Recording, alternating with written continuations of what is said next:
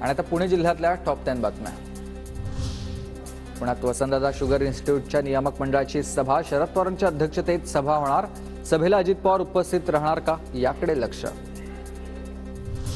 पुणे विमानतळाच्या नव्या टर्मिनलचं आज पंतप्रधान मोदींच्या हस्ते ऑनलाईन उद्घाटन, मुख्यमंत्री आणि दोन्ही उपमुख्यमंत्र्यांच्या उपस्थितीत उद्घाटन। होळीच्या सणासाठी विशेष रेल्वे गाड्यांचं नियोजन, पुण्याहून 4 शहरांसाठी रेल्वे धावणार। कानपूर, धिवीम, सावंतवाडी आणि दानापूरचा समावेश।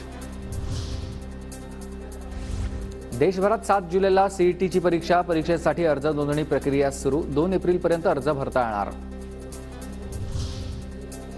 पुण्यात लोकसभा निवडणुकीच्या तयारीला वेग, जिल्ह्यातील 4 लोकसभा मतदारसंघात 70,000 कर्मचारी तैनात।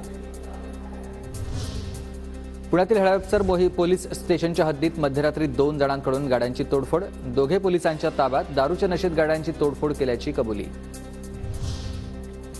पिंपरी चिंचवड शहरात थकबाकीदारांच्या जप्त मालमत्तांचा लिलाव, पालिकेच्या कर संकलन आणि कर आकारणी या विभागाच्या वतीनं कारवाई।